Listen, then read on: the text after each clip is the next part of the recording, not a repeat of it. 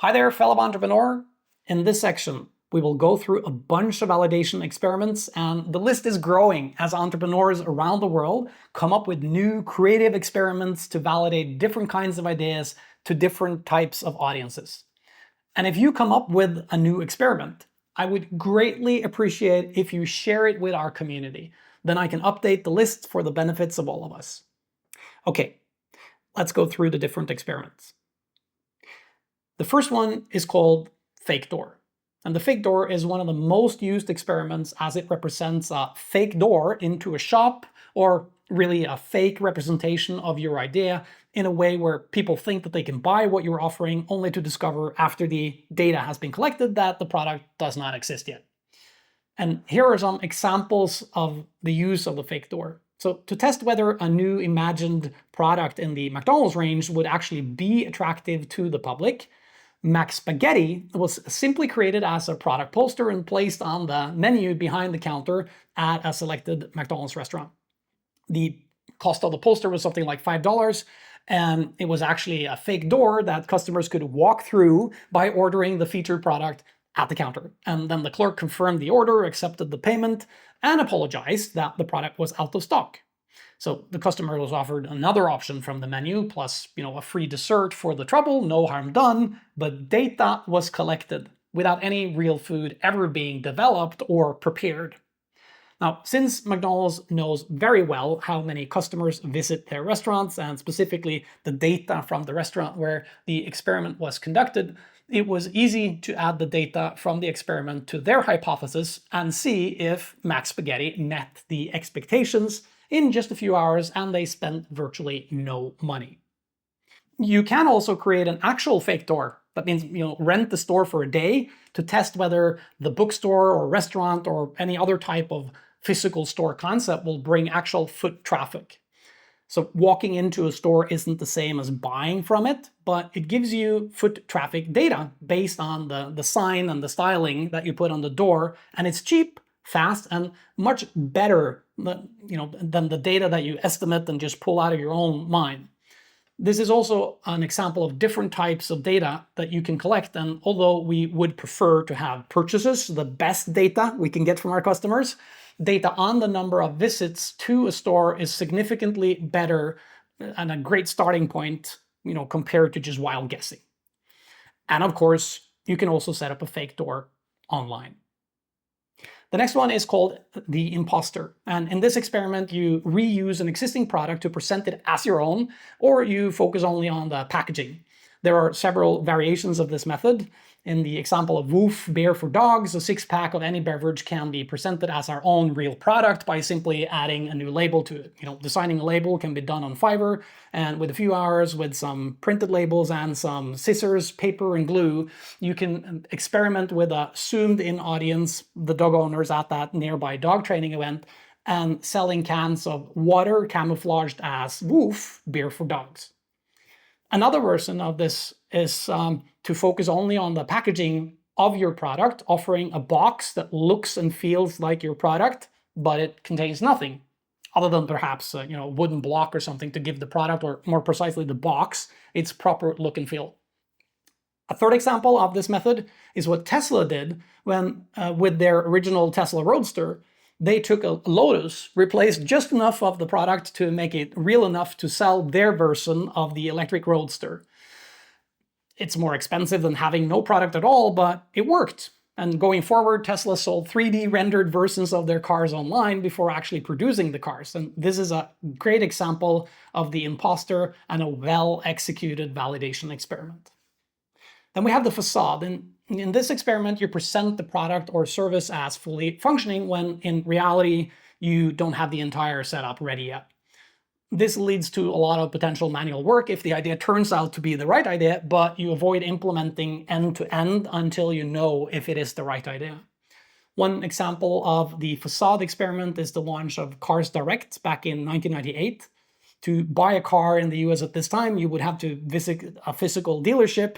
And the founder, Scott Painter, he wanted to know if people would buy new and potentially used cars from a website.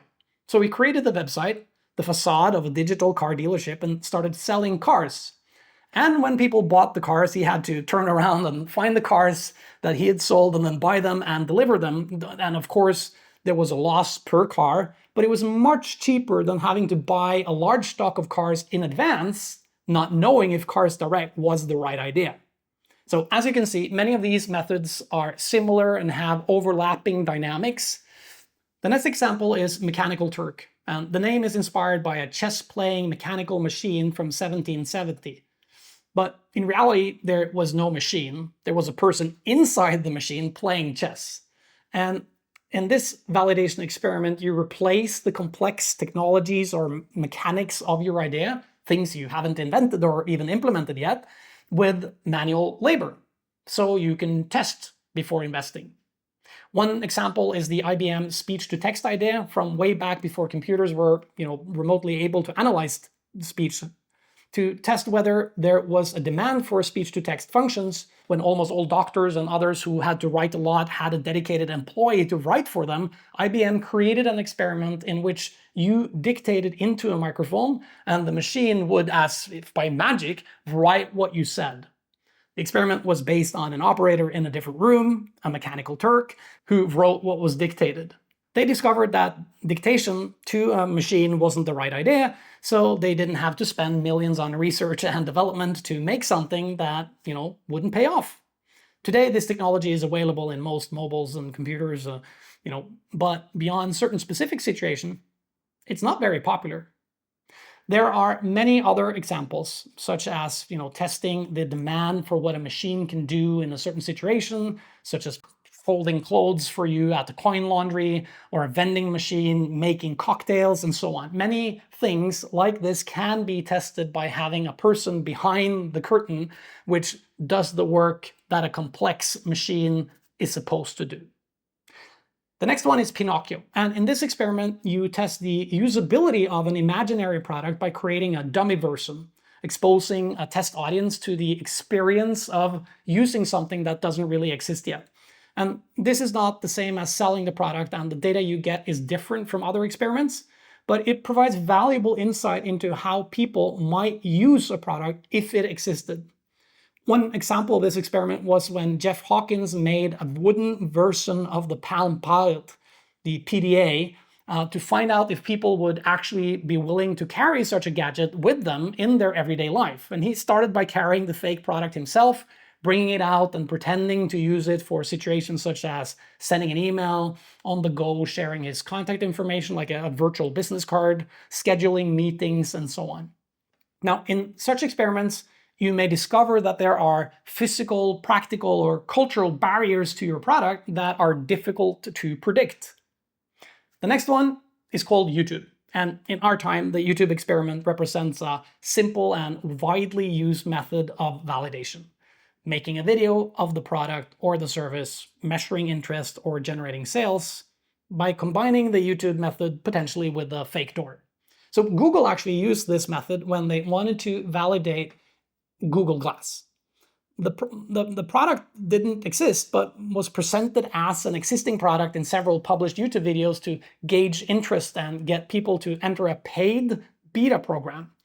The product was actually eventually made in low numbers for selected users who effectively performed another version of an experiment, Pinocchio, only to discover that the product was not viable for many different reasons, including cultural and legal issues. And this helped Google confirm that Google Glass was indeed not the right idea. Now, Snap Inc. has also made glasses like this, and so has Meta, the owners of Facebook. It will be interesting to see if the hypothesis behind these new versions of essentially the same product as Google Glass will yield new results from the adjustments made, the passage of time, and potential changes in the cultural and legal landscape. Provincial.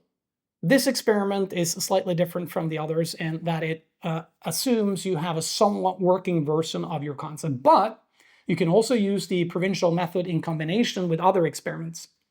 The simple idea is that you spend more time working on zooming in, going all the way down to a small addressable audience, or typically a location, to reduce the cost of a concept before scaling your implementation. So when I created the first mobile payment service in Norway, which eventually became what today is known in Norway as Vipps, a national mobile payment network, we chose to do just this. We went to a small city called Fredrikstad and did everything we could in a specific geographical area to cover all the users and all the different usage situations in order to create a well-functioning ecosystem. And this was much cheaper than marketing to the whole of Norway, and we learned a lot, which we then took with us into the final version of the product, which was then launched throughout Norway. Another example is what Best Buy did in the US. They tested the concept of exchanging used electronics for gift cards to buy new products.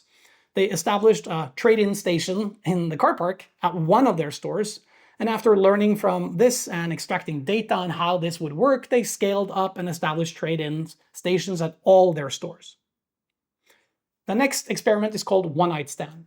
And this experiment is similar to the false door, but for concepts that you can actually deliver, offering a one-night stand experience to test demand before making a long-term commitment. So this method has been popular for brick and mortar offerings, such as stores or restaurants that use the pop-up store concept. Before you rent the permanent place and make a big investment, you can run a one-night stand test to find out if the location is suitable for your concept.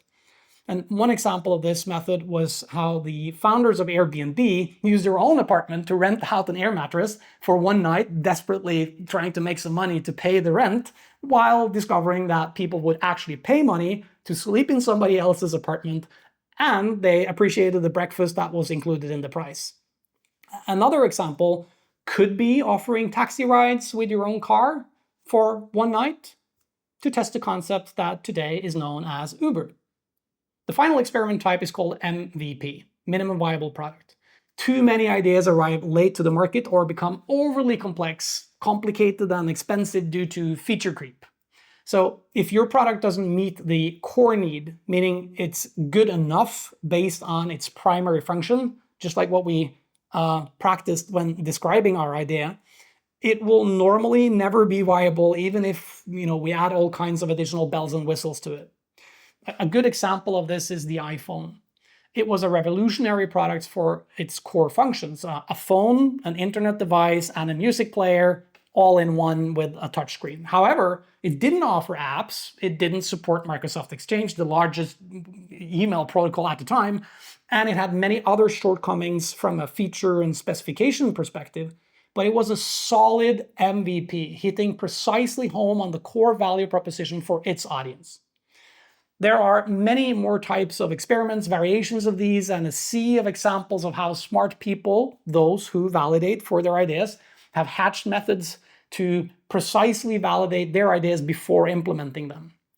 Talking to others, getting inspiration, hatching variations of experiments, testing several different variations and so on is very useful. And I recommend you go to our community and share your thoughts and possibly ask for help from others. I'm also there, and workshops are organized to help design experiments for different ideas and different audiences.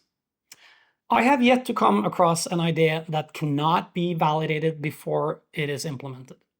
And as you've learned earlier, you have to think creatively and be absolutely sure that you're testing against the right audience. Often an idea can depend on one audience before reaching the other audience.